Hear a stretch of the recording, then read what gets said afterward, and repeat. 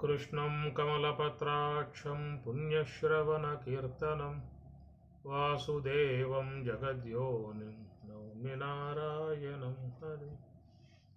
मङ्गलं भगवन् शम्भो मङ्गलं वृषभध्वज मङ्गलं पार्वतीनादा मङ्गलं भक्तवत्सला। ॐ नमः शिवाय रक्षरमुलतो ఆరంభమాయనే ఉయ్యాల రక్షకుడు చిన్మయుడు తొట్టి లోపల తాను ఊగుచూనున్నాడు ఉయ్యాల ఊగుచూనున్నాడు ఉయ్యాల. ఆధార స్వాదిష్ట మణిపూర కమలముల ఆ తట్టు ఊగెనే ఉయ్యాల అనాహత విశుద్ధాజ్ఞేయ కమలముల ఈ తట్టు ఊగెనే ఉయ్యాల ఈ తట్టు ఊగెనే ఉయ్యాల. మూలాధార స్వాదిష్టాల మణిపూరక అనాహత విశుద్ధ ఆజ్ఞ సహస్రార చక్రములలో భౌతికముగా ఉన్నటువంటి యొక్క అంశాలను అధ్యయనం చేసుకున్నాము. పారమార్థికముగా స్వామివారు ఇచ్చినటువంటి అంశాల మీద అధ్యయనం చేస్తూ ఉన్నాం. త్వరలో సబ్జెక్టును ముగింపు చేస్తాను. ఓం తత్సత్. ఓం మూలాధార చక్రం అట్లుగా ఉనగద స్థానం వన వాశాశావర్ణగం వై శతుర్దలయుక్తం వై తప్త కాంచన పుష్ప సన్నివం వై మహీనిలయం వై ఘ్రాణాకారణం వై మూలాధార చక్రం బురంజుల్లు వందు వినాయకునకు. వినాయకుడు మూలాధార చక్రం వినాయకుడు. ఇది ఘ్రాణాకారణంపై మహీనలయంపై ఘ్రాణమునందున్నటువంటి దానిని మూలాధారము అన్నారు. అధిపతి వినాయకుడు, మహాకారణ స్థలములో ఉన్నటువంటి వినాయకుడు. ఈ ప్రకారంగా చూసినట్లయితే మనం గతంలో చెప్పుకున్నాము. లింగస్థానమున బ్రహ్మదేవుడు, నాభిస్థానమున విష్ణుదేవుడు, హృదయస్థానమున వక్షస్థలమున రుద్రుడు, ముగ్గురు త్రిమూర్తులు వచ్చేశారు. ఆ తర్వాత జీవాత్మ పరమాత్మ కూడా చెప్పడం జరిగింది. జీవాత్మ కంఠమునందు, పరమాత్మ బురుగుటి మధ్యమునందు చెప్పినటువంటి యొక్క అంశములుగా చూసినట్లయితే లింగస్థానంబున బ్రహ్మదేవుడు, నాభిస్థానంబున విష్ణుదేవుడు, వక్షస్థలం హృదయస్థలంబున రుద్రుడు. ఇక్కడ గతంలో మనం ఈ యొక్క అంశాల గురించి చెప్పుకోవడం జరిగింది. ఇక్కడ బ్రహ్మాండ విచారంగా వచ్చినట్లయితే మరి పాయస్థలంలో చెప్పిన వినాయక స్వామికి స్వామివారు గ్రహణ స్థలమున పీఠం వేశారు. మహాకారణ స్వరూపుడుగా అది గ్రహణ స్థలమునందు వినాయక స్వామి ఉన్నాడనేటువంటి మాట. అదే ప్రకారంగా బ్రహ్మ ఆపోస్థలము, విష్ణువు ఆకాశ స్థలము, రుద్రుడు నేత్రస్థలం. ముగ్గురు చుట్టూ ఉన్నారు. ఇక్కడ పరిభ్రమించి ఉన్నారు. ఆపస్థలములో బ్రహ్మదేవుడు, ఆకాశ స్థలములో విష్ణుదేవుడు, నేత్ర స్థలమునందు రుద్రుడు పరమశివుడు. ఎందుకంటే 3 దేహాలు అనేటువంటి వాట్లకు అధినాయకులుగా ఉన్నటువంటి వారు వాళ్ళు. ఈ 3 దేహములకు అధినాయకులు. స్థూల దేహానికి బ్రహ్మ ఆపోస్థలము, సూక్ష్మ దేహానికి పోషణకర్త విష్ణుదేవుడు ఆకాశ స్థలము. అదే ప్రకారం నేత్ర స్థలమునందు కారణదేహము అధిపతిగా ఉన్నటువంటి రుద్రుడు. సృష్టి స్థితి లయములు ఈ 3 కూడా ఆపోస్థలము, ఆకాశ స్థలము, అగ్నిస్థలము 3 స్థానాల్లో త్రిమూర్తులు నిలిచి ఉన్నటువంటి విధానములో మధ్యలో ఉన్నటువంటి మోక్షద్వారముగా ఉన్నటువంటి మహాకారణము అక్కడ వినాయకుడు. వినాయకునకు 6 నోర్ల హంసలు.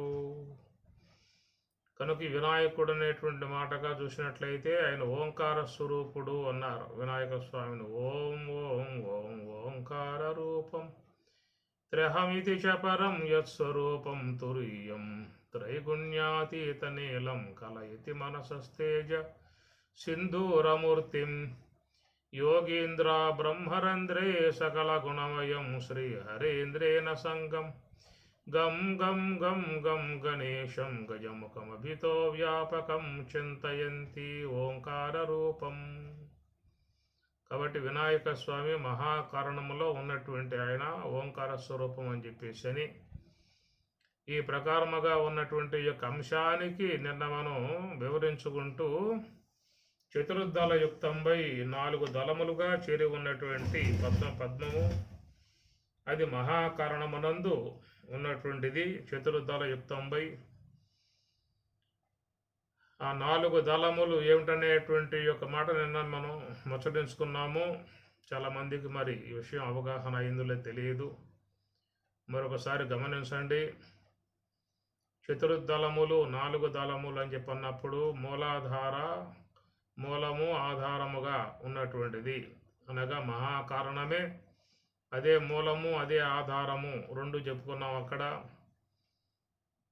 అదే మూలము అన్నప్పుడు హంసగా ఈ దేహం ధరించి వ్యవహరింపజేసే విషయంలో మూలము అని చెప్పని, అటనే సూక్ష్మ దేహాన్ని ఇంద్రియాత్మిక సూక్ష్మ దేహాన్ని ధరించి వ్యవహరింపజేసేదిగా తెలివి అని 2 భాగాలలో చెప్పుకున్నాము. ఈ 2 భాగాలలో కూడా మరి స్థూల దేహం ధరించి వ్యవహరింపజేస్తున్నటువంటి యొక్క అంశ 4 దళములు కలిగి ఉన్నది. అనగా అంతఃకుంభకము, బహిర్కుంభకము, హకారము, సకారము. అంతఃకుంభకం 0, బహిర్కుంభకం విసర్గలు. మధ్యలో ఉన్నటువంటివి శివపార్వతులు. సకారం శక్తి స్వరూపము, హకారం శివస్వరూపం అని చెప్పని, మరి అంతఃకుంభకముగా అహంకారమని, బహిర్కుంభకములో విసర్గలు సృష్టి విధానాలని చెప్పని, అంతఃకుంభకం 0 అనగా 0 అహంకారమని, అటనే విసర్గలుగా ఉన్నటువంటివి సంకల్ప వికల్పములుగా సృష్టి వ్యవహారముగా చెప్పే మాట. సకారం శక్తి రూపము, హకారము శివరూపము. కనుక శివశక్తి ఆత్మికముగా విశ్వమంతా నడుస్తూ ఉన్నటువంటి విధానము. ఈ ప్రకారముగా సకారాత్మికమై ఉన్నటువంటి 20 తత్వాలు, 20 తత్వాలు కలిగి ఉన్నటువంటి సకారము, అట్టి సకారముకు జడాత్మికమై ఉన్న సకారమునకు శక్తినిచ్చి చేతనాన్ని ప్రసాదించి వ్యవహరింపజేసేటువంటి హకారాత్మికమై ఉన్నటువంటి శివస్వరూపము. ఇది ఏమవుతుందని చెప్పానంటే ఇది స్థూల దేహ రక్షణగా ఉన్నటువంటిది. ఆ హంసయే 10 రూపములుగా ధరించి 10 రూపములుగా ఉండి దేహాన్ని కాపాడేటువంటి విధానముగా ఒక పక్షంలో ఉండగా, రోజు రోజుకి ఈ యొక్క శరీరములో ఉన్నటువంటి ఆయువుని తరిగింపజేసేదిగా ఉన్నది. ఎంతెంత శ్వాస గమనం జరుగుతూ ఉంటుందో అంత ఆయువు తరిగిపోతూ ఉంటుంది. కనుక శరీర ఆయువును తరిగింపజేసే విధానములో హకారము హనహింసా గతి అవసాదనేషు, హనహింసా గతి అవసాదనము. హా హా అని చెప్పనంటే హన సంపటం అన్నారు, హింస హింసించటం అన్నారు, గతి అవసాదనము అనగా చివరికి మృత్యువు యొక్క ద్వారం వైపుకు లాక్కుపోయే విధానముగా వచ్చే అంశాలు హకారములో ఉన్న అంశాలు. ఆ ప్రకారంగా రోజుకు 21,600 సార్లుగా సంచరిస్తూ ఉన్నటువంటి యొక్క హంస ఈ స్థూల దేహం యొక్క సంబంధ ఆయువుని తరిగింపజేస్తూ ఉన్నది. చెల్లిపడ్డ కొండ ఏ ప్రకారం నీరు కారిపోతూ కారిపోతూ కారిపోతూ చివరికి కొండ ఖాళీ అవుతుందో అట్లాగా ఈ దేహం అనేటువంటి యొక్క భాండంలో పోసినటువంటి ఆయువంతా కూడా రోజు రోజుకి తరిగిపోతూ ఉన్నది. కాబట్టి ఆయువును తరిగింపజేసి మృత్యువు వైపుకు లాక్కుపోతున్న విధానముగా ఉన్నది ఈ యొక్క శ్వాస యొక్క హంస. ఇది 4 దళములుగా కలిగి ఉన్న విషయముగా మనం చెప్పుకుంటూ ఉన్నాము. అట్లనే మరి ఇది మూలం ఆధారముగా ఉన్నటువంటి తెలివి, ఇంద్రియాత్మికమై ఉన్నటువంటి సూక్ష్మదేహం, దానికి ఆధారమై ఉన్నటువంటి యొక్క తెలివి, అది కూడా 4 ముఖములు కలిగి ఉన్నది, 4 దళములు కలిగి ఉన్నది. ఏమిటని చెప్పానంటే అంతరేంద్రియములు ప్రధానంగా ఉన్నటువంటివి మనస్సు, బుద్ధి, చిత్తము, అహంకారం 4 కూడా తెలివి ఆశ్రయంలో పనిచేసేటువంటివిగా ఉన్నాయి. తెలివి ధరిస్తేనే మనస్సు పనిచేస్తుంది, తెలివి ధరిస్తేనే బుద్ధి పనిచేస్తుంది, తెలివి ధరిస్తేనే చిత్తం పనిచేస్తుంది, తెలివి ధరిస్తేనే అహంకారం పనిచేస్తుంది. 4 కూడా 4 దిశలు కలిగి 4 వృత్తులు కలిగి ప్రవర్తిస్తున్నటువంటి విధానముగా దానికి ఒకటే దళముగా తెలివి అనేది. తెలివి ఏ యొక్క దాన్ని ధరిస్తుందో అదే పనిచేస్తుంది. అనగా మనసును ధరిస్తే మనసే పనిచేస్తుంది, బుద్ధిని ధరిస్తే బుద్ధే పనిచేస్తుంది, తెలివిని ధరిస్తే తెలివే పనిచేస్తుంది. కనుక ఏది తెలివి ధారణ చేస్తుందో అదే పనిచేస్తుంది. కాబట్టి ఈ 4 కూడా ఈ తెలివి అనేటువంటిది యొక్క దానికి దళములుగా, నా చతుర్దళములుగా అనే విషయాన్ని గురించి ముచ్చటించుకుంటూ ఉన్నాము. ఈ ప్రకారముగా తెలివి యొక్క ఆశ్రయంలో పనిచేసేటువంటి యొక్క మనస్సు యొక్క వ్యవహారాన్ని బట్టి దాని ద్వారా అనేకమైనటువంటి యొక్క సంస్కారములు అనేటువంటివన్నీ కూడా పెరుగుతూ ఉంటాయి. ఎంత ఈ మనసు అనేది వ్యవహారం చేస్తూ ఉంటుందో, ఈ శబ్దాది విషయాలలో సంచారం చేస్తూ ఉంటుంది, అంతంత సంస్కారాలను పెంపొందింపజేసుకుంటూ ఉంటుంది. కనుక ఈ విధముగా సంస్కారములను పెంపొందింపజేసుకుంటూ ఉండటం కారణముగా ఈ సూక్ష్మ దేహానికి ఆయువు పెరుగుతూ ఉంటుంది. ఈ స్థూల దేహం యొక్క సంబంధమై ఉన్నటువంటి యొక్క హంస, 4 దళములుగా ఉన్నటువంటి యొక్క హంస ఎంతంత తన గమనం జరుగుతూ ఉంటుందో అంతంత స్థూల దేహం యొక్క ఆయువు తగ్గిపోతూ ఉంటుంది. ఈ ప్రకారముగా సూక్ష్మదేహ ఆయువేమో పెరుగుతూ ఉన్నది, స్థూల దేహ ఆయువేమో తరిగిపోతూ ఉన్నది.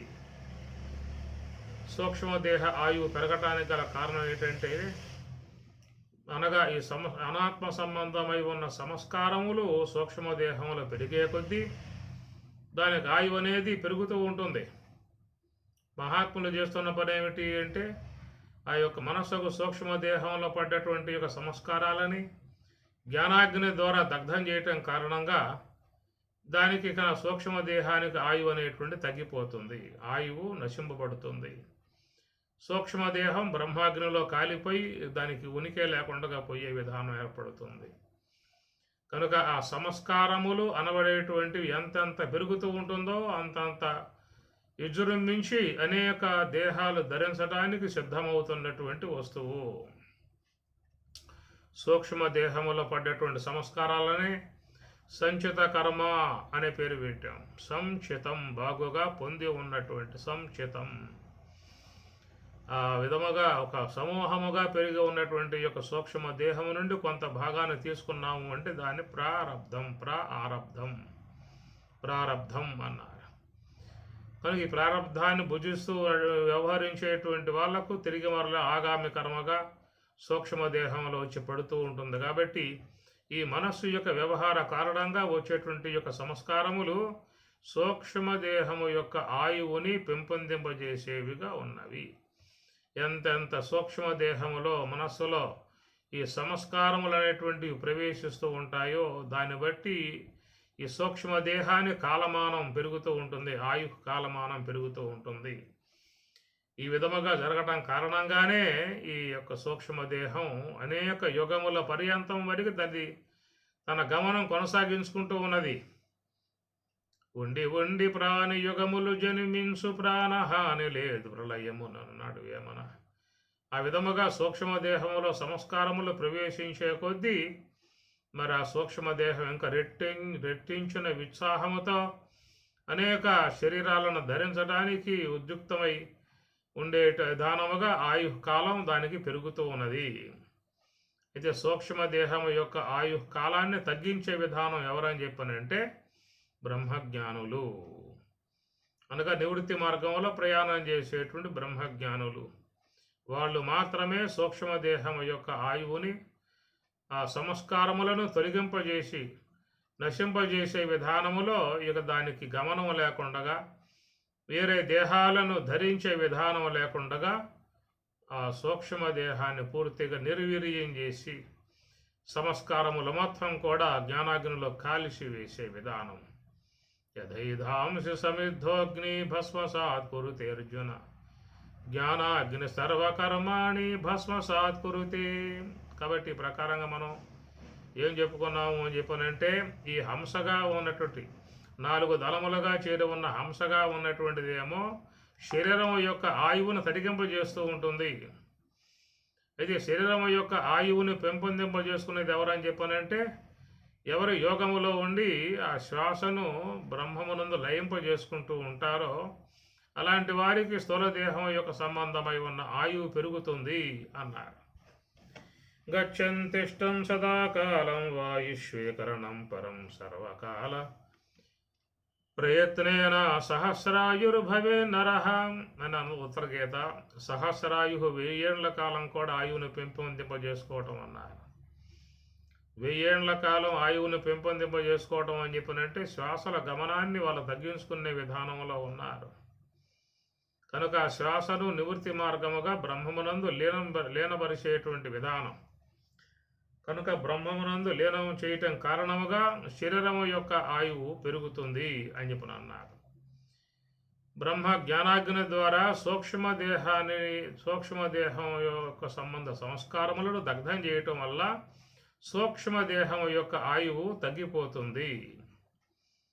కాబట్టి ప్రకారముగా మరి ఈ నివృత్తి మార్గం వైపుకి ప్రయాణం చేయకుండా ఉన్నంత కాలము,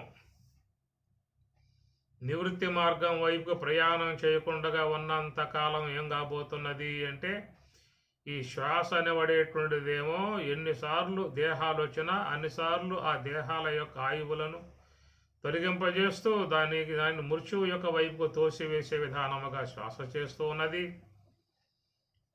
ఈ సూక్ష్మ దేహంను ధరించిన ఈ తెలివనేటువంటిది 4 దళాలని ఆధారంగా చేసుకుని లోక వ్యవహారము ద్వారా అనేకమైనటువంటి కర్మ వాసనలను సంపాదించుకుని ఈ సూక్ష్మదేహము యొక్క ఆయు కాలాన్ని ఇంకా రెట్టించిన ఉత్సాహంతో యుగాల పర్యంతం వరకు అది ఉండేట్లుగా ఆయు కాలాన్ని పెంపొందింపజేస్తుంది ఈ సంస్కారములు.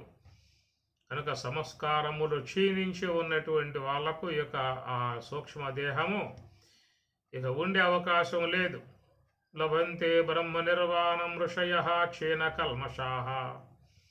కనుక లభంతే బ్రహ్మ నిర్వాణమును పొందేటువంటి యొక్క మహాత్ముల సూక్ష్మ దేహములో ఉన్న సంస్కారాలు దగ్ధం చేయబడుతున్నాయి. కాబట్టి ఇక ఆ యొక్క సూక్ష్మదేహం మనుగడ సాగించుకోవటానికి అవకాశం లేక ఉండక ఆ సూక్ష్మదేహం చివరికి బ్రహ్మములోకే పోయి బ్రహ్మములోనే కలిసిపోయే విధానం ఏర్పడుతుంది.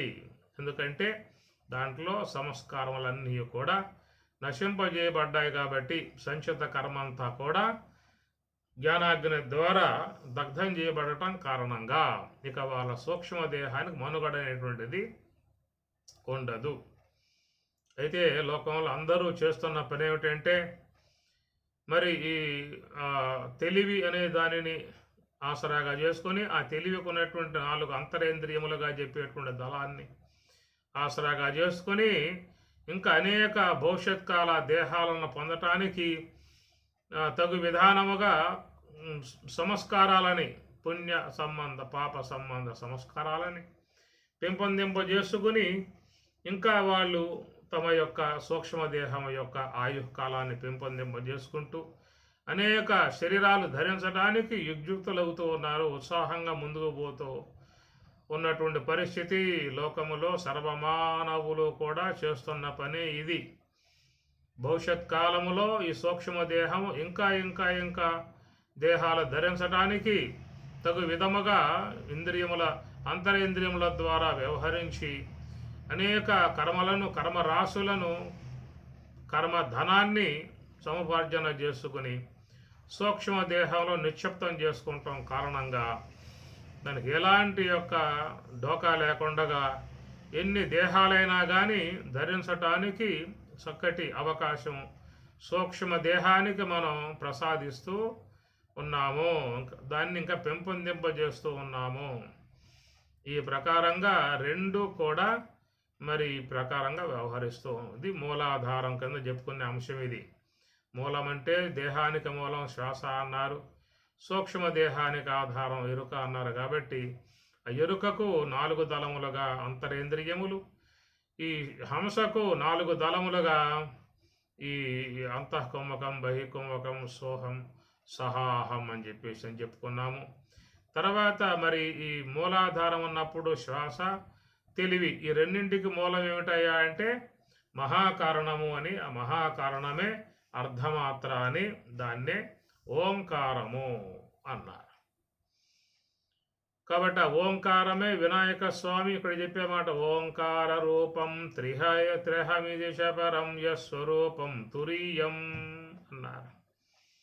మహాకారణముగా అర్ధమాత్రకగా ఉన్నటువంటి మహాకారణ స్వరూపమే ఓంకారం అన్నప్పుడు ఆ ఓంకారం ఎక్కడుందయా అంటే యస్వరూపం తురీయం. తురీయం అంటే 4వ అంశాన్ని తురీయము అంటారు. సన్యాసాన్ని స్వీకరించేటువంటి వాళ్ళకు కూడా చెబుతారు, తురీయాశ్రమంలోకి వెళ్ళిపోతున్నాను అంటారు. తురీయాశ్రమం అంటే 4వ ఆశ్రమము సన్యాసం అనేటువంటిది చెప్పుకొస్తారు. అనగా బ్రహ్మచర్యము, గృహస్థము, వానప్రస్థము, అనగా ఆపోస్థలము, ఆకాశస్థలం, అగ్నిస్థలము. బ్రహ్మచర్యం ఆపోస్థలము, ఆకాశస్థలము యవన స్థలము, నేత్రస్థలం వృద్ధాప్య స్థలము. ఈ 3 గడిస్తే 4వదిగా ఉన్న మహాకారణమే తురీయము, తురీయాశ్రమము. అది సన్యాసాశ్రమము. తురీయాశ్రమము, సన్యాసాశ్రమము. దాని 4వదిగా చెప్పిన మాట తురీయము, అది సన్యాసాశ్రమము. సన్యాసం అని చెప్పనంటే ఈ ఇహముతో సంబంధమును పూర్తిగా తొలగింపజేసుకుంటానికై చేసే ప్రయాణాన్ని తురీయాశ్రమం అంటారు. దాన్ని సన్యాసము, సంయక్ న్యాసం, సన్యాసం. ఏ అనాత్మతో సంబంధం కలిగి ఉన్నాము అటు అనాత్మ నుండి పూర్తిగా విడబడి స్వరూపం వద్దకు చేసే ప్రయాణమే అది సన్యాసాశ్రమము, తురీయాశ్రమము. కనుక తురీయము అంటే 4వది అని అర్థం. దాని 4వది అని 4వ స్థితి, దాన్ని తురీయము అంటారు. కనుక 4వ స్థలములో ఉన్నటువంటి ఆ తురీయం అనబడేదానికి ఉన్నటువంటి ఈశ్వరుడు కూటస్థుడు. అది ఈశ్వర స్థలము, ఓంకార స్వరూపము. కనుక ఈ ఓంకారముగా ఉన్నటువంటి యొక్క దానికి మరి వినాయక స్వామిగా చెప్పి అర్ధమాత్ర చెప్పేటువంటి యొక్క ఓంకారమునకు చతుర్దళయుక్తంపై 4 దళములుగా ఉన్నది ఏమిటని చెప్పానంటే అకార వకార మకార అర్ధమాత్ర. ఇది ఓంకారం. త్రిమాత్రం అర్ధమాత్రంచ ప్రణవస్య విశేషతః. ఉత్తరగీత. త్రిమాత్రం అర్ధమాత్రంచ ప్రణవస్య విశేషతః. ఆ ప్రణవం ఓంకారముగా ఉన్నటువంటి ప్రణవ స్వరూపమే ఆయన మరి ఇక్కడ ఓంకారము అన్నారు. ఆ ఓంకారానికి చతుర్దళము 4 దళాలు ఏమిటని చెప్పి నేను చెప్పుకున్నాం. అకార వకార మకార అర్ధమాత్ర అన్నాం. ఇది కేవలం ఇది మోక్ష విధానము. ఎవరైతే బ్రాహ్మీ అనుభవాన్ని పొందేటువంటి యొక్క ఉద్దేశం కలిగి ఉంటారో అలాంటి వారు వీటిని ఆశ్రయిస్తారు. ఈ విషయాన్ని మీకు మాండిక్యం చక్కగా చెప్పుకొచ్చిన అంశాలు దాంట్లో ఉన్నాయి. 12 మంత్రాలు కూడా దీని మీదే మంచిగా బోధించిన అంశములు. నివృత్తి మార్గంలో ప్రయాణానికి మంచి మార్గంగా ఉంటుంది మాండిక్యోపనిషత్తు. కాబట్టి ఈ ప్రకారముగా 4వ అంశముగా ఉన్నటువంటి మహాకారణములో ఉన్న వినాయక స్వామియే ఆయన ఓంకార స్వరూపం అని చెప్పి అన్నారు. ఆ ఓంకారమే 4 దళములుగా ఉన్నది. ఇది పరమార్థానికి మోక్షానికి మార్గముగా ఉన్నటువంటి విధానం. కాబట్టి మహాత్ములై ఉన్నటువంటి వారు హంస యొక్క ఆశ్రయం నివృత్తి మార్గము ద్వారా అకారాన్ని ఒకారములో, ఒకారాన్ని మకారములో, మకారాన్ని అర్ధమాత్రలో లయింపజేసి అర్ధమాత్ర ఓంకారాన్ని బ్రహ్మములో లీనం చేస్తూ ఉన్నారు. దాని ప్రణవాతీత స్థితి అన్నారు. మహాకారణంలో ఉంటే ప్రణవ స్థితి, మహాకారణం కూడా దాటి బ్రహ్మములో ప్రవేశిస్తే దాన్ని తురీయము, తురీయాతీతము అంటారు. మహాకారణమగు ఓంకారమునందు ఉన్నట్లయితే, తురీయములో ఉన్నట్లయితే దాని సబీజ సమాధి అన్నారు. ఆ ఓంకారమును కూడా అధికరించి బ్రహ్మములో చేరిపోతే దాన్ని నిర్బీజ సమాధి అని చెప్పని అంటారు. సబీజ సమాధి, నిర్బీజ సమాధి. సబీజము అంటే ఓంకారం బీజం. సమస్త విశ్వవ్యాపకత్వానికి ఓంకారమే మూలము. చాతుర్వర్ణ్యమయా సృష్టం గుణకరమ విభాగశః. చాతుర్వర్ణ్యం 4తో చేరి ఉన్నటువంటి యొక్క ఓంకారమే జగత్తంతా అని చెప్పి అన్నారు. కాబట్టి ప్రకారంగా విస్తరించిందా అని చెప్పనంటే అది విశ్వానికి బీజమై ఉన్నది, జగద్బీజమై ఉన్నది ఓంకారము. అయితే ఆ ఓంకారాత్మకముగా ఉన్నటువంటి తురీయమును సబీజ సమాధి అన్నారు. అయితే ఆ ఓంకారము కూడా దాటితే నిర్బీజ సమాధి. ప్రణవ స్థితి, ప్రణవాతీత స్థితి, సవిశేష స్థితి, నిర్విశేష స్థితి, తురీయము, తురీయాతీతము, ఇట్లాగా మహాత్ములు పెట్టినటువంటి ఒక పేరు. కాబట్టి ఇటు ఓంకారము అనబడేటువంటిది 4 దళములుగా ఉన్నటువంటి ఓంకారము. అది అకారమునందు మనం జాగ్రత్త వ్యవహారం చేసుకుంటూ ఉన్నాం, ఒకారమునందు సపన వ్యవహారం చేసుకుంటూ ఉన్నాం, మకారమునందు ఏ వ్యవహారం ఉండదు కాబట్టి దాన్ని మకారం అన్నారు. అట్టనే ఆ వ్యవహారం అనేది పూర్తిగా లేకుండా ఉంటుంది కాబట్టి దానిని అర్ధమాత్ర అనేటువంటిది. అయితే ఇంతకుముందు కూడా వీటి విషయం మీద కొంత మనకి ఒక సందేహాస్పదంగా ఏర్పడ్డటువంటి అంశాలు దీంట్లో ఉన్నాయి. అర్ధమాత్ర అనేది వ్యవహరించడానికి యోగ్యం కాదు కదా, పలకటానికి అవకాశం లేదు కదా. అకారం అనవచ్చు, ఒకారం అనవచ్చు, మకారం అనవచ్చు. ఇటు వ్యవహారం ఉన్నది, కానీ అర్ధమాత్రను పలకటానికి అవకాశం అక్కడ లేదు. ఎందుకంటే సగం కోసి పెట్టారు. మాత్రకాలం పలకాలి, మాత్రకాలం పలికితేనే మనకి అక్షరం అనేది బయటకు వచ్చే అవకాశం ఉంటుంది.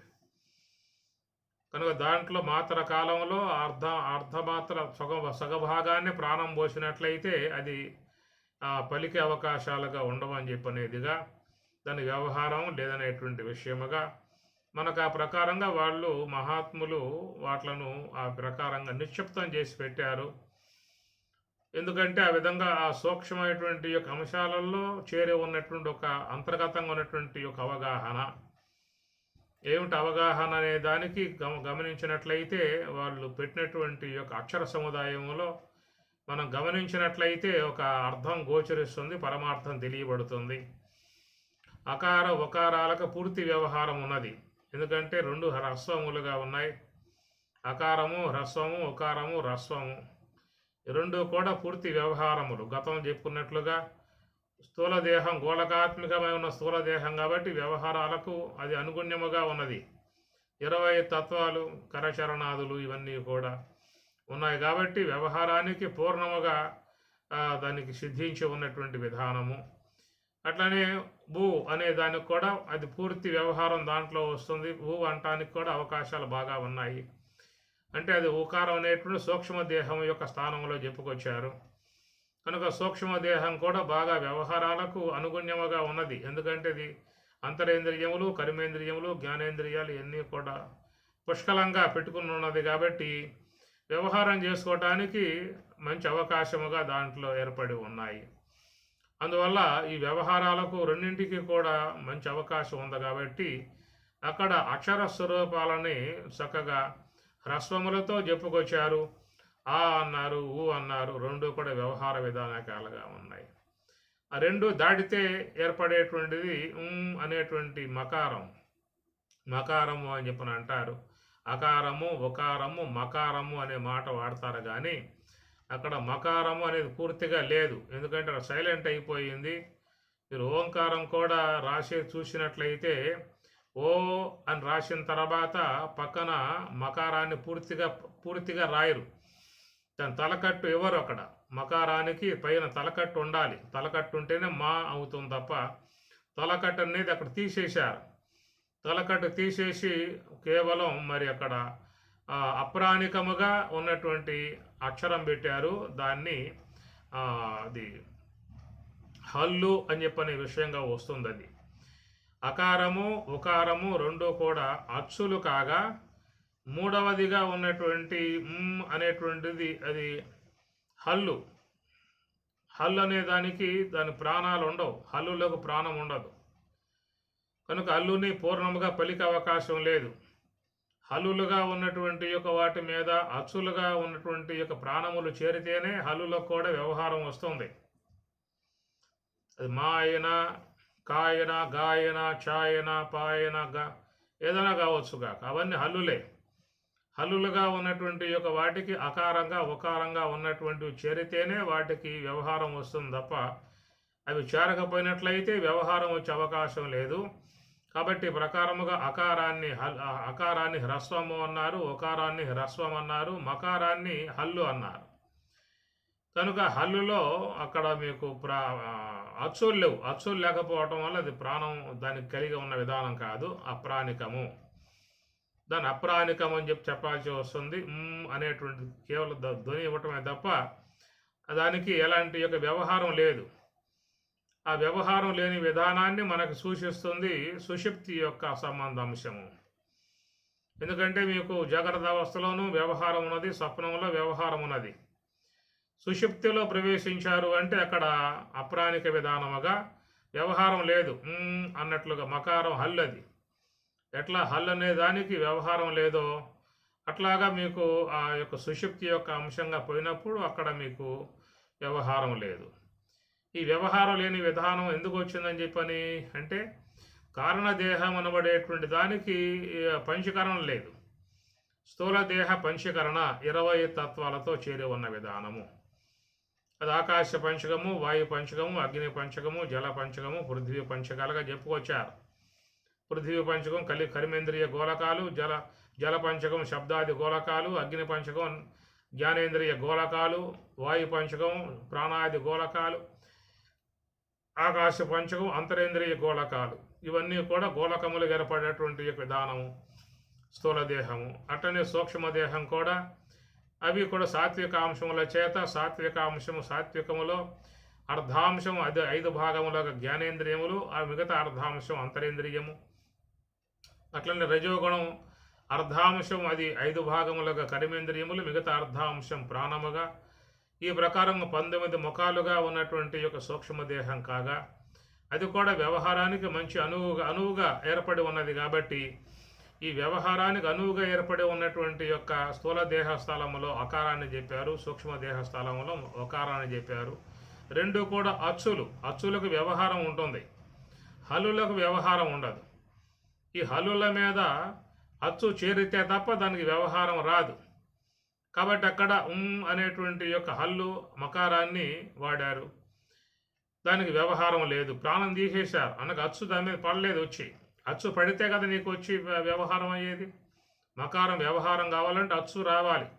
అకారం చేరితే మా అవుతుంది, ఒకారం చేరితే మూ అవుతుంది. దాని అకారం చేరలేదు, ఒకారం చేరలేదు కాబట్టి అది మా కాదు, మూ కాదు, రెండు కాదన్నమాట. కాబట్టి ఈ చేరితే మీ అవుతుంది, ఊ చేరితే మూ అవుతుంది, ఆ చేరితే మా అవుతుంది.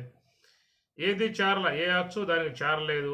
కేవలం అప్రాణికముగా ఉన్నటువంటి యొక్క మకారం అప్రాణికంగానే ఉండిపోయింది. కారణం ఏంటంటే అక్కడ వ్యవహారం లేదు కాబట్టి ప్రాణం లేని విధానము. ఏదైతే ఏ వస్తువు అయితే ప్రాణము లేదో ఆ యొక్క వస్తువుకి వ్యవహారం ఉండదు. లోకంలో చాలా ఉన్న జడాత్మికముగా వస్తువులు, అవి కేవలం అట్లాగా పడుంటాయే తప్ప వాటికి వ్యవహారం రాదు. కాబట్టి ఆ ప్రకారముగా మరి సుషుప్తి అవస్థ అనేటువంటిది కేవలం అట్లా పడి ఉన్న విధానం తప్ప అక్కడ ఏ వ్యవహారం అక్కడ లేదు. లేని విధానం సూచించటమే అనేటువంటి విధానములో హల్లుని అక్కడ పెట్టేసేసి అచ్చుని పెట్టలేదు. అక్కడ అచ్చు పెట్టారా అంటే వ్యవహారం వచ్చేస్తుంది. అక్కడ అచ్చు పెట్టాల, హల్లు పెట్టేసేసారు. కాబట్టి అక్కడికి పోతే ఏముండదయ్యా, అక్కడ వ్యవహారం ఉండదు అనేటువంటి యొక్క అర్థం సూచింపబడుతుంది. అకారంలో ఉన్న మీకు వ్యవహారం వస్తుంది, ఒకారంలో ఉన్న మీకు వ్యవహారం వస్తుంది. కనుక ఏ వ్యవహారము నీకు వద్దనుకున్నావు అని చెప్పనంటే మరి అనేటువంటి హల్లుగా ఉన్నటువంటి అప్రాణికముగా ఉన్నటువంటి ఆ స్థానంలోకి నువ్వు పోగలిగితే అక్కడ నీకు ఏ వ్యవహారం లేకుండా ఉంటావు. ఏదైనా ప్రశాంతముగా ఉండే అవకాశం ఉంటుంది. ఏ వ్యవహారం లేదు కాబట్టి ప్రశాంతంగా ఉంటాడు. వ్యవహారం ఉందా అని చెప్పనంటే అనేక ఆటుపోట్లు అక్కడ ఉంటాయి. ఉత్సాహం ఉంటుంది, నిరుత్సాహం ఉంటుంది, బాధ ఉంటుంది, దుఃఖం ఉంటుంది, వేదన ఉంటుంది, సంతోషం ఉంటుంది. అన్ని రకాలుగా ఉండేటువంటివన్నీ కూడా వ్యవహారంలో ద్వంద్వాలన్నీ ఉంటాయి. సుఖము, దుఃఖము, లాభము, నష్టము, జయము, అపజయము, వేదన, బాధలు ఈ రెండు వస్తూ ఉంటాయి. కనుక చీకటి ఎలుతురులాగా సుఖము, దుఃఖము, లాభము, నష్టము, జయము, అపజయము ఇవన్నీ ఎలుతురు చీకట్లలాగా వచ్చినట్లుగా ఈ రెండు కూడా ఈ మరి సప్రాణికములుగా ఉన్నటువంటి యొక్క వాటిలో ఏందే రెండు గోచరిస్తాయి. స్వప్నంలో ఉన్న అక్కడ కూడా జయము, అపజయము, వేదన, ఆడ బాధ, దుఃఖము, అక్కడ సుఖము, దుఃఖము ఇవన్నీ కూడా నీకు స్వప్నావస్థలో గోచరిస్తాయి. ఎందుకంటే అది కూడా మరి ప్రాణాత్మికమై ఉన్నది, ఉకార ప్రాణమై ఉన్నది, ఇక్కడ అకార ప్రాణమై ఉన్నది. ఈ రెండు కూడా సజీవముగా ఉన్న విధానం కాబట్టి వ్యవహారాలకి అనుగుణ్యముగా ఉన్నటువంటివి కనుక రెండు కూడా సప్రాణికములుగా ఉన్నటువంటి వాటిని పెట్టారు. ఇక సుషిప్త అనబడేటువంటిది ఎట్లా ఉంటుందయ్యా అని చెప్పనంటే అది కేవలం అప్రాణికమై ఉన్న విధానము. అది హల్లుగా చేరి ఉన్నటువంటి యొక్క అనేటువంటి మాటగా చెప్పుకొచ్చారు. ఆడకపోతే అక్కడ నీకు వ్యవహారం ఉండదు. ఏ యొక్క ఇప్పుడు చెప్పుకున్నటువంటి సుఖము, దుఃఖము, లాభము, నష్టము, జయము, అపజయము, వేదన ఇవన్నీ అక్కడ ఉండవేక. విను మహోరాత్రంబులు శుభాశుభములైన ద్వంద్వములు ప్రాణాపానమునకు నామాంతరంబులు తదీయ మధ్యవర్త్యత నొప్పు మహనీయ వహిని ఉదానంబు నిర్ద్వంద్వభావము అంతర్యాగ విద్య ప్రవిలగండ్రు పరమశాంతి అనగ బ్రహ్మమనగా అని మనకు భారతంలో వచ్చే అంశం ఇది. పరమశాంతి అనగ బ్రహ్మమనగా అక్కడ మరి ఇను మహోరాత్రంబులు ద్వంద్వములు అన్నాడు. సుఖము, దుఃఖము, లాభము, నష్టము, జయము, అపజయము, వేదన ఇన్ని ద్వంద్వములు తదీయ మధ్యవర్తిత నొప్పు మహనీయ వహిని ఉదానంబు నిర్ద్వంద్వ భావము అన్నారు. నిర్ద్వంద్వ భావం అంటే ఈ ద్వంద్వము లేకుండా ఉన్నటువంటి ఒక స్థితి ఉన్నది, దాని యోగ సమాధి. నిర్ద్వంద్వ భావము అంతర్యాగ ప్రవినుగండ్రు పరమశాంతి అనగా బ్రహ్మమనగా అంతర్యాగ విద్య. ఎవరైతే అంతర్యాగములో ఉంటారో, జ్ఞానయజ్ఞంలో ఉంటారో, ఆ జ్ఞానయజ్ఞంలో ఉన్నటువంటి వారు మాత్రమే అక్కడ పరమశాంతి అనగా బ్రహ్మమనగా, అది పరమశాంతి బ్రహ్మము అన్నారు. అలాంటి ఆ స్థితిలో అక్కడ నీకేమి లేవేక. అలాంటి దాదాపుగా ఉన్నటువంటి యొక్క అంశమే మనకు మన వ్యవహారంలో ఏ యొక్క అప్రాణికముగా చెప్పామో, హల్లుగా చెప్పామో, మా అనే మా పూర్తిగా పలకూడదు, అని చెప్పనాల్సిందే. ఎందుకంటే అనేటువంటి యొక్క అది అప్రాణికము. అక్కడ మామూలుగా అకారం పెట్టిన వాళ్ళు, ఉకారం పెట్టిన వాళ్ళు ఇకారం పెట్టాలి కదా. అకారము సప్రాణికమే, ఉకారము సప్రాణికమే, ఇకారము సప్రాణికమే.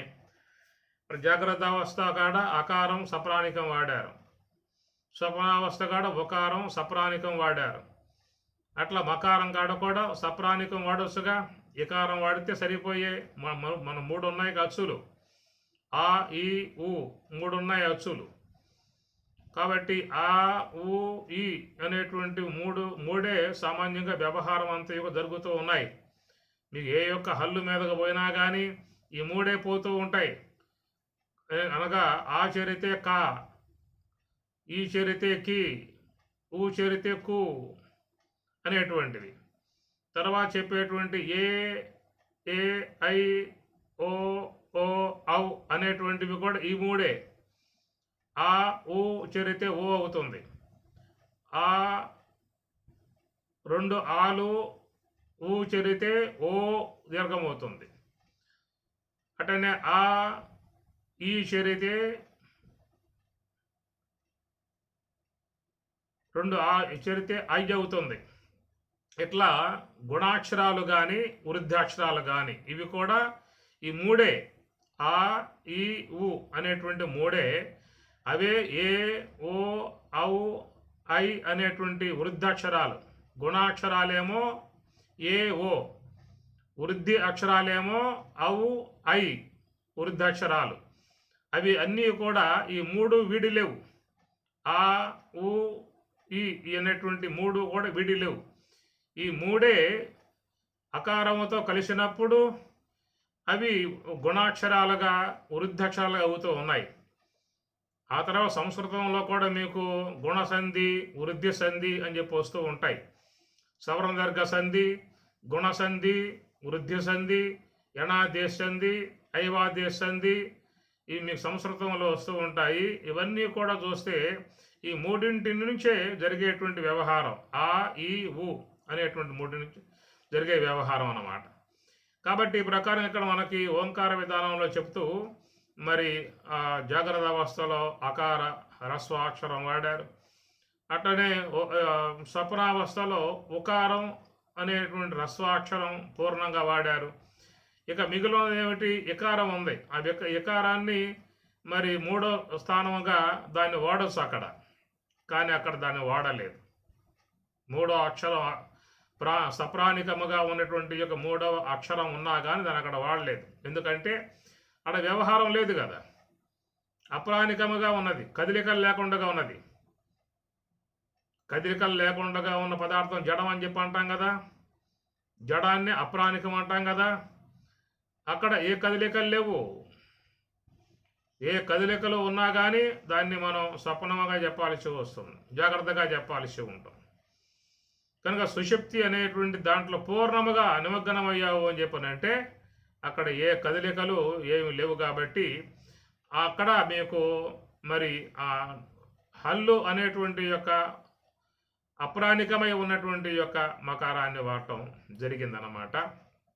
కాబట్టి ప్రకారముగా 3 అంశాలని మనకి ఇక్కడ సూచించడంలో గల కారణము, 3వ స్థానములో అక్కడ నీకు వ్యవహారం లేని విధానము. ఆ వ్యవహారం లేని విధానంగా ఉన్నటువంటి దానిని గురించి చెప్పేటప్పుడు దాన్ని కూడా చాలా గొప్పగానే చెప్పుకొచ్చారు, చాలా గొప్పగా చెప్పుకొచ్చారు.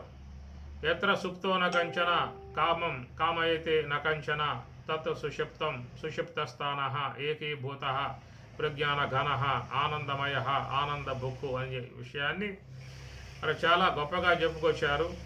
అయితే 4వదిగా ఉన్నటువంటి అర్ధమాత్రక స్థానంలో కూడా ఇంకా విశేషంగా చెప్పుకొచ్చారు. నా అంతః ప్రజ్ఞం న బహిష్ప్రజ్ఞం నోభయత ప్రజ్ఞం న ప్రజ్ఞాన ఘనం న ప్రజ్ఞం నా ప్రజ్ఞం అదృష్టం అవ్యవహార్యం అగ్రాహ్యం అలక్షణం అచింత్యం ఏకాత్మ ప్రత్యసారం ప్రపంచ ఉపశమం శాంతం శివం అద్వైతం చతుర్థం మన్యంతే స ఆత్మ సవిజ్ఞేయ అనేటువంటిది మీకు అర్ధమాత్రక అనేటువంటి దాని కాడ ఎంత విషయం చెప్పుకొచ్చారు. అనగా అప్రాణికముగా ఉన్న మకారం కాడేమో మీకు ఈ ఏకీభూత ప్రజ్ఞాన ఘన ఆనందమయ ఆనంద భుక్ అని చెప్పనంటూ ఒక ఆనందాత్మిక అంశాన్ని చెప్పుకొచ్చారు అక్కడ. ఎందుకని చెప్పనంటే అక్కడ వ్యవహారం అనేటువంటిది లేకపోవడం కారణంగా నీకు ఆవరణాలు లేవు. ముఖ్యంగా అనగా ఆత్మకు ఆవరణాలుగా ఉన్నటువంటివి ఈ జాగ్రత్త వ్యవహారం స్వప్న వ్యవహారాలలో ఆవరణాలు ఉన్నాయి. వ్యవహారం ఉంది కదా, గోళక సంబంధమై ఉన్న వ్యవహారము, అది సద్దుమణిగితే ఇంద్రియ సంబంధ వ్యవహారము. అనగా ఇంద్రియ సగోళకాలతో ఉన్నదేమో జాగ్రత్త అవస్థ, కేవలం గోళకములు మాత్రమే జడమై ఇంద్రియముల వ్యవహారంతో ఉన్నదేమో స్వప్నావస్థ.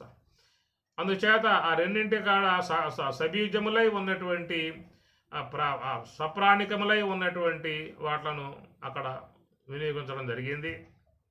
ఇక 3వ స్థానంకి వచ్చినప్పుడు అక్కడ అచ్చును వాడలేదు, హల్లును వాడారు. హల్లు అనేటువంటిది అన్నమాట. ఎందుకంటే అచ్చు పెట్టామంటే ప్రాణం వచ్చినట్లే, ప్రాణం చెప్పావంటే వ్యవహారం చెప్పాలి. అక్కడ వ్యవహారం చెప్పడానికి అవకాశం లేదు కదా. వ్యవహారం చెప్పాలంటే కారణదేహం కూడా మరి పంచకరణగా చేయాల్సి ఉంటుంది. ఎట్లయితే 24 తత్వాలుగా స్థూల దేహము, ఎట్లా 19 ముఖాలుగా సూక్ష్మదేహము, ఈ 19 కాకపోయినా మరి 15, 10, 5 ఏవో చెప్పాలి కదా కారణదేహం కాడ. అడేం చెప్పాలా, ఏకీభూత ఒక్క విధానమే చెప్పుకొచ్చారు. కాబట్టి ఒక్కటై ఉన్న చోట వ్యవహారం ఉండే అవకాశం లేదు. 2, 3, 4 చేరి ఉంటే వ్యవహారం అవుతుంది, కానీ ఒక్కటి ఉంటే వ్యవహారం ఉండే అవకాశం లేదు. కాబట్టి అక్కడ వ్యవహారం లేనటువంటి యొక్క అంశాన్ని మనకు తెలియజేయటానికి అనేటువంటి అప్రాణికముగా ఉన్నటువంటి హల్లుని వాడారు. ఈ 2 చోట్ల హచ్చులు వాడారు, అక్కడ మాత్రం హల్లు వాడారు. ఎందుకంటే హల్లు అనే దానికి ప్రాణం లేదు కదా. అప్రాణికమై ఉండేటువంటి అన్ని హల్లులే, మొత్తం అన్ని హల్లులన్నీ కూడా అప్రాణికములే. వాటి మీద ఆనో ఈనో ఊనో చేరితే తప్ప అవి అప్రాణికములుగా ఉంటాయి. కాబట్టి అందువల్ల ఈ అనేటువంటి దాన్ని అప్రాణిక హల్లుని అక్కడ మనకి చెప్పుకొచ్చారని చెప్పంటే కారణము అక్కడ మీకు వ్యవహారము లేనితనాన్ని చూపించడానికి చెప్పటానికి దాన్ని అక్కడ ప్రయోగాత్మకముగా ఉంచటం జరిగింది అని అర్థం అన్నమాట. అది అందువల్ల ఈ ప్రకారంగా మరి లోకంలో సకల మానవులు కూడా మరి అకారమునందు వ్యవహారం చేసుకుంటూ ఉకారం కాడ కూడా వ్యవహారం చేసుకోవటం, కేవలం ఈ వ్యవహారమే గనక ఉన్నట్లయితే వాడి జీవితం చాలా దుర్భరప్రాయమైపోతుంది. ఎందుకు? జాగ్రత్త అవస్థలోనూ శాంతి లేకపోయే, స్వప్నంలోనూ శాంతి లేకపోయే, సుషుప్తిలోనూ శాంతి లేకపోయే. శాంతికి దూరమైనటువంటి వాడు బతకలేడు. ఎవరైతే జీవితంలో సుఖము, శాంతి, ఆనందం అనే బొత్తిగా లభ్యం కాకుండా ఉన్నటువంటి వాళ్ళు ఇక బతకటానికి కూడా ఇష్టపడరు.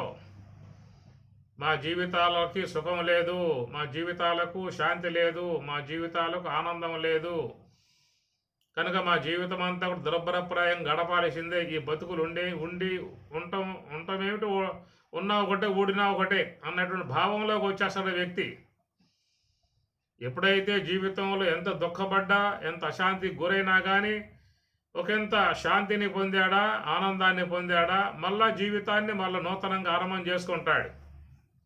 ఇది మనం లోకంలో చూస్తూ ఉన్నాం. ఎన్నో బాధలు ఉంటాయి, ఎన్నో దుఃఖాలు ఉంటాయి, ఎన్నో వేదనలు ఉంటాయి, ఎన్నో మానసిక ఒత్తిళ్ళు ఉంటాయి, ఎన్నో రకాలుగా బాధలు ఉంటాయి.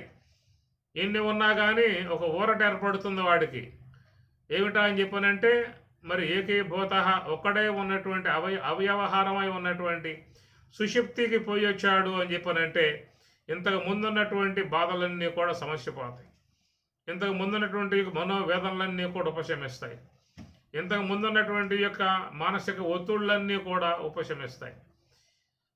ఉపశమించిన విధానం ఏర్పడుతుంది కాబట్టి మళ్ళా జీవించడానికి, జీవన మార్గంలో ప్రయాణం చేయడానికి మానవుడు ఉత్సాహాన్ని చూపుతూ ఉన్నాడు. కనుక వానికి జాగ్రత్త అవస్థలోనూ వేదనలు అయిపోతే, స్వప్నావస్థలోనూ వేదనలు అయిపోతే, సుషుప్తావస్థలో కూడా వేదనలు అయిపోతే ఇక వాడు బతకటానికి ఇష్టపడాడక. ఎందువల్లంటే ఎక్కడ పడ్డా నిప్పుల్లో దూకటమే. ఈ నిప్పుల్లో దూకేవాడి చివరికి ఈ మృత్యువు యొక్క గుహలో పోవటానికి ప్రయత్నం చేసే విధానం ఏర్పడుతుంది. అందువల్ల జాగ్రత్త వ్యవహారంలో కానీ, స్వప్న వ్యవహారాలలో కానీ అనేక ఒత్తుళ్ళు ఉంటాయి. లోకంలో మనం చూస్తూ ఉన్నాం. బాధలు ఉంటాయి, వేదనలు ఉంటాయి, దుఃఖాలు ఉంటాయి, మానసిక ఒత్తుళ్ళు ఉంటాయి, పరితాపాలు ఉంటాయి, చిరాకులు ఉంటాయి, ఉద్వేగాలు ఉంటాయి, కోపతాపాలు ఉంటాయి. రకాలైనటువంటివన్నీ కూడా మీకు గమనించండి. గృహస్థులలో చాలా వరకు ఇవన్నీ కూడా ఎక్కువగా పొడసూపుతూ ఉంటాయి. ఎందుకంటే 10 మందితో చేరి ఉన్నటువంటి యొక్క సంసార జీవన విధానం కాబట్టి ఈ 10 మంది మనస్తత్వాలు వేరు, వాళ్ళ అభిప్రాయాలు వేరు, వాళ్ళ భావాలు వేరు, వాళ్ళ మార్గాలు వేరు, వాళ్ళ యొక్క అభిరుచులు వేరు. ఇట్లా వేరువేరుగా ఒకళ్ళొకళ్ళు పొంతం లేకుండా, ఒకళ్ళొకళ్ళు ఐక్యత లేకుండా, ఎవరి యొక్క మార్గం వాళ్ళదన్నట్లుగా, ఎవరి ఇష్టం వాళ్ళదన్నట్లుగా పోయే కుటుంబాలు చాలా ఉన్నాయి. కొన్ని కుటుంబాలలో ఐక్యత ఉంటుంది, సామరస్యం ఉంటుంది, సర్దుబాటు ఉంటుంది, పరస్పర అవగాహన ఉంటుంది, అనుగుణ్యముగా నడుచుకునే విధానాలు కొన్ని కుటుంబాల్లో మాత్రం ఉంటాయి. మీకు చూడండి కావాలంటే చాలా కుటుంబాలు ఈనాడు నరక వేదన అనుభవిస్తూ ఉన్నది. ఒక నరకాన్ని సవు చూసే విధానముగా అవి తట్టుకోలేక చాలామంది దూరంగా పారిపోతూ ఉన్నారు. ఆఫీసులకు పోతారు, షాపులకు పోతారు. ఎప్పుడు రాత్రి పూట కానీ రారు. అందరు నిద్రపోయిన తర్వాత అప్పుడు వచ్చి తిని పడుకొని మళ్ళీ పొద్దునే లెగవకముందే వాడు వెళ్ళిపోతారు, మళ్ళీ షాప్కి వెళ్ళిపోతాయి.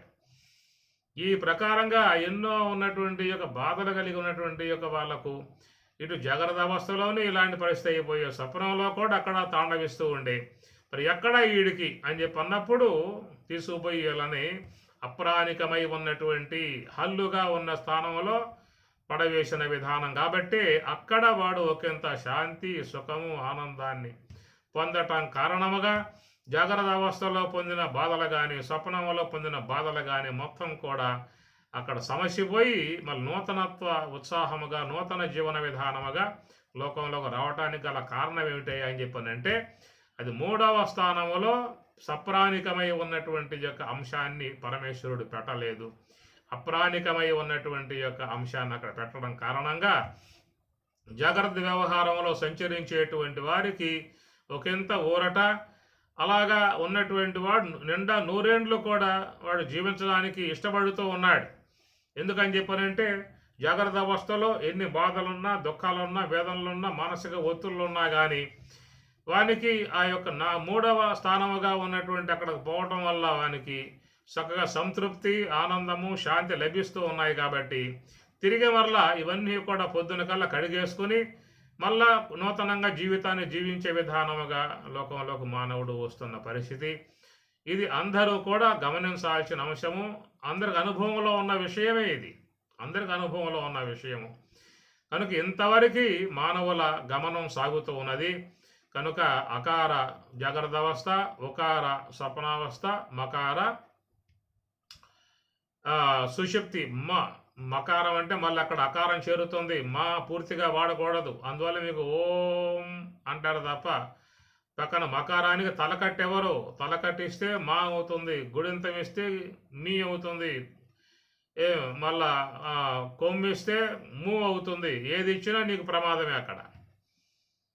కాబట్టి ఆ స్థానంలో ఏ అచ్చు కూడా చేరకుండగా ఉన్న విధానం ఏంటంటే అక్కడ ఏ వ్యవహారం అనేటువంటిది కూడా లేని కారణంగా ఉన్న విధానం. ఈ ప్రకారంగా చూసినట్లయితే అందరూ దాదాపుగా రోజు సమాధికి పోయి వస్తున్న విధానమే. ఎవరైతే గాఢంగా సుషుప్తి అవస్థకు పోయి వచ్చే వాళ్ళుగా ఉన్నారో వాళ్ళందరూ కూడా దాదాపుగా యోగ సమాధికి పోయి వస్తున్నటువంటి వారే. నిద్ర సమాధి స్థితి అని శంకరులు కూడా ఆ నిద్రను సమాధితో పోల్చారు. నిద్ర సమాధి స్థితి ఎందుకని చెప్పనంటే దాదాపుగా వాళ్ళు ముందువల్ల అప్రాణికమై ఉన్నటువంటి హల్లై ఉన్నటువంటి యొక్క స్థానంలో ఎలాంటి వ్యవహారం లేని విధానములో మరి అక్కడ ఆవరణాలన్నీ కూడా మరి దాదాపుగా తొలగింపబడ్డాయి. స్థూల దేహ సంబంధమై ఉన్న గోళకాలు జడమయ్యాయి, సూక్ష్మదేహ సంబంధమై ఉన్న ఇంద్రియాలు జడమయ్యాయి. కాబట్టి దాదాపుగా ఆవరణాలన్నీ కూడా మూతపడ్డాయి, అక్కడ జడమయ్యాయి అన్నమాట. నిరావరణ స్థితి. అయితే నిరావరణ స్థితి అని చెప్పనే మాట పూర్ణంగా వాడే అవకాశం ఉంటుందా? నిరావరణ స్థితి అని చెప్పన్నప్పుడు అక్కడ మూలా విద్య ఉన్నది, అజ్ఞానం ఉన్నది. కనుక అజ్ఞానం అనేటువంటిది సుషుప్తి అవస్థ కాబట్టి అజ్ఞానం అనేటువంటి యొక్క ఆవరణం ఉంది అక్కడ. అయితేనంటే ఇక్కడ ఇంద్రియ సంబంధమై ఉన్న ఆవరణాలు కానీ గోళక సంబంధమై ఉన్న ఆవరణాలు కానీ ఇవన్నీ తొలగింపబడ్డాయి. అవి తొలగింపబడటం కారణముగా దాదాపుగా యోగ సమాధికి దగ్గరగా ఉన్నటువంటి యొక్క అంశాన్ని సవి చూశాడు అనేటువంటి యొక్క అర్థం. ఏ మహాత్ములైతే నివృత్తి మార్గమున పడేటువంటి ధ్యానము ద్వారా అన్నిటిని లయింపజేసుకుని నిర్మలంతం విజానయాత్ షడూర్మ రహితం శివం ప్రభాశూన్యం మనశూన్యం బుద్ధిశూన్యం నిరామయం సర్వశూన్యం నిరాభాసం సమాధిస్థ లక్షణం ఉత్తరగతిలో చెప్పినట్లుగా నిరాభాసం అక్కడ పూర్ణంగా చెప్పేశాడు అక్కడ. అట్లాగా దాదాపుగా అలాంటి మహాత్ములు యోగ సమాధి పొందినటువంటి యొక్క ఆ స్థితికి దాదాపుగా దగ్గరగా ఉన్న అంశం దాకా వచ్చాడు వీడు. అందువల్ల అలాంటి ఆ యొక్క ఆ అనుభవాన్ని నిద్రా సమయంలో పొందుతున్నాడు. కాబట్టి మళ్ళా నూతనంగా ఉదయానికల్లా బయటకు వచ్చి తన గతం నిన్న జరిగినటువంటి యొక్క వ్యవహారాలు మొత్తం మర్చిపోతూ ఉన్నాడు. ఆ తలనొప్పి వ్యవహారాలు, ఆ బాధలు, మానసిక ఒత్తిళ్ళు, ఆ యొక్క ఉద్వేగాలు అవన్నీ సమస్యపోయి మళ్ళీ ఉదయానికి నూతనోత్సాహముగా వచ్చి మళ్ళీ వ్యవహారంలో ప్రవేశిస్తున్నాడు అని చెప్పనంటే అది అప్రాణికమై ఉన్నటువంటి యొక్క అంశంలో ప్రవేశించాడు. కాబట్టి అక్కడ కేవలం చేతనాత్మికమై ఉన్నటువంటి బ్రహ్మము, కేవలం చేతనాత్మికమై ఉన్నటువంటి యొక్క బ్రహ్మము. అయితే అవిద్య ఆవరణంతో చేరి ఉన్నటువంటి బ్రహ్మము అంటే ఆవరణంలో ఉన్నటువంటి వాడే ఆ బ్రహ్మము యొక్క ఆనందాన్ని పొందిన వాడే వస్తూ ఉన్నాడు. కాబట్టి వాడిని గొప్పవాడుగా చెప్పారు. అనగా అకార స్థలములో స్థూల దేహముతో ఉన్నటువంటి వాడినేమో విశ్వడు అన్నారు. ఉకార స్థలము సూక్ష్మదేహ స్థలములో ఉన్నటువంటి వ్యవహారంలో ఉన్నటువంటి వాడినేమో తైజస్సుడు అని చెప్పని అన్నారు. అయితే కారణదేహం యొక్క సంబంధముగా అవ్యవహార్యముగా ఉన్నటువంటి సుషుప్తి అవస్థ ఉన్నటువంటి వాడిని ప్రాజ్ఞుడు అని పేరు పెట్టారు. ప్రాజ్ఞుడు అంటే ప్రకర్షేణ ప్రజ్ఞ, అంటే జాగ్రత్త అవస్థలో ఉన్నటువంటి వానికి ఆ ప్రజ్ఞ లేదు. కానీ కేవలం ఈ లోకము యొక్క సంబంధ శబ్ద స్పర్శ రూప రసగంధాది సంబంధ ఈ భోగ సంబంధ వ్యవహారముల యొక్క ప్రజ్ఞ ఉందే తప్ప బ్రహ్మము యొక్క ఆనందాన్ని పొందుతున్న ప్రజ్ఞ లేదు ఇక్కడ. చాలా తక్కువ. ఎందుకంటే విషయాల ద్వారా పొందే ఆనందం కూడా ఉంటుంది. అయితే అక్కడ అంత ఆనందం ఉండదు. ఎందుకంటే విషయముల యొక్క సంబంధముగా పొందేది కాబట్టి చాలా తక్కువగా ఉండే విధానం. అదే ప్రకారముగా స్వప్నావస్థలో కూడా ఇంద్రియ వ్యాపారం అక్కడ ఉంటుంది కాబట్టి సంస్కారముల యొక్క ఉద్భవం, సంస్కారముల యొక్క వేగం, సంస్కారముల యొక్క వ్యవహారం ఉంటుంది కనుక అక్కడ కూడా ఆవరణాలు అనేటువంటి మిక్కుటముగా ఉండటం కారణముగా ఆత్మ ఆనందాన్ని సంపూర్ణముగా పొందే అవకాశం అక్కడ లేదు. కాబట్టి ప్రకారముగా స్థూల దేహ సంబంధ గోళక, సూక్ష్మదేహ సంబంధ ఇంద్రియాలు, ఈ రెండు ఆవరణాలు కూడా సమసిపోయి ఉండటం కారణముగా నిరావరణము అనగా స్థూల దేహము సూక్ష్మదేహ గోళకాల అనుసరించి నిరావరణం అన్నా కానీ లోపల మూల విద్య సంబంధమై ఉన్న ఆవరణం అనేది మాత్రమే ఉంది కనుక అక్కడ అతడు కేవలం ఆత్మ యొక్క ఆనందాన్ని ఈ ఈశ్వరుడు పొందేదానికంటే, తైజసుడు పొందేదానికంటే ఈ అనేటువంటి అప్రాణికముగా హల్లుగా చేరి ఉన్నటువంటి స్థానములో పొందేటువంటి ఆనందం మిక్కుటమై ఉన్నది కాబట్టి వాడు ప్రకర్షణ ప్రజ్ఞ కలిగి ఉన్నాడు, ప్రాజ్ఞుడు, గొప్ప ప్రజ్ఞ కలిగి ఉన్నాడు, గొప్ప ఆనందాన్ని పొందేవాడుగా ఉన్నాడు అని చెప్పేసి అనేదిగా అక్కడ మనకి చెప్పుకొచ్చేటువంటి అంశము. వీటిల్లో ఇలాంటి అంశం చేరి ఉన్నది కాబట్టి మహాత్ములు అక్కడ మీకు ఆ పదజాలాన్ని వాడారు. సాధారణంగా మీకు ఆ తర్వాత ఈ వాడాలి, ఈ తర్వాత ఊ వాడాలి, కానీ అక్కడ ఈ అనేటువంటి దాన్ని పెట్టలేదు. ఆ తర్వాత ఊ అన్నారు, ఊ తర్వాత వస్తుంది, మీకు గమనించండి. అనగా ఆ అన్నప్పుడు నోరు నీకు రెండు పెదిమలు కూడా బాగా ఇప్పారతాయి. తర్వాత రెండో అక్షరం ఊ అని చెప్పి అన్నప్పుడు మీకు రెండు పెదిమలు కూడా అటు కలిసి కలవకుండా ఉండే విధానం. ఇక అనే దానికి పోయినప్పుడు రెండు పెదిమలు కూడా అట్లాగా రెండు టచ్ అయిపోతాయి అన్నమాట. కాబట్టి ఆ అన్నప్పుడు బాగా రెండు పెదిమలు బాగా నోరు కూడా ఇప్పారుగా తెరవబడుతుంది. అంటే ఏమిటి, ఇక్కడ నీకు జాగ్రత్త వ్యవహారం అంత విస్తారముగా ఉందన్నమాట. సాత్వికం బాగా ఉంటుంది కాబట్టి అనగా జాగ్రత్త అవస్థలో సాత్వికం ప్రకటించి ఉంటుంది, ప్రస్ఫుటమై ఉంటుంది. రజస్సు తమస్సులు గౌనంగా ఉంటాయి. అందువల్ల నీకు వ్యవహారం అనేది చాలా శుద్ధంగా ఉంటుంది జాగ్రత్త అవస్థలో. ఇక తర్వాత ఆ తర్వాత ఊ అన్నప్పుడు మీకు ఏమవుతుంది, అక్కడ చాలా నోరు మూసుకు పోతుంది, కొంచెమే తెరవబడుతుంది. పెదిమలు కొంచెం మాత్రం అంటకుండా ఉండే స్థలముగా ఊ అనే అక్షరం పలికినప్పుడు అది వస్తుంది అన్నమాట. అంటే ఏమిటి, మీకు జాగ్రత్త అవస్థ దాటి స్వప్నంలో ప్రవేశించారు అని చెప్పనంటే అక్కడ మీకు సాత్వికం చాలా తగ్గిపోతుంది కాబట్టి రజస్సు యొక్క ప్రకోపం ఉంటుంది కనుక మీ వ్యవహారములో శుద్ధత ఉండదు, స్పష్టత ఉండదు అక్కడ. కనుక జాగ్రత్త అవస్థలాగా నీకు స్వప్నావస్థ అంత శుద్ధత ఉండదు కాబట్టి మీకు ఆ అనే అక్షరం కాకుండా ఊ అనే అక్షరం పలికినప్పుడు మీకు చాలా ఆ పెదిములు మూసుకుపోవటం అంటే మీ వ్యవహారం కూడా అక్కడ సన్నగిలుతుందని చెప్పి అర్థం. దాని తర్వాత అనే దానికి వచ్చినప్పుడు ఆ రెండు పెదిమలు మూసుకుపోతాయి అని అప్రాణికం మకారం వాడినప్పుడు. అంటే ఏమిటి, అక్కడ నీకు జాగ్రత్త వ్యవహారం లేదు, స్వప్న వ్యవహారం లేదు, కేవలం అవిద్య ఉపాధి కలిగి ఉన్నటువంటి జీవుడు మాత్రమే ఉన్నాడు. అవిద్య ఉపాధి కలిగినటువంటి జీవుడు మాత్రమే ఉన్నాడు.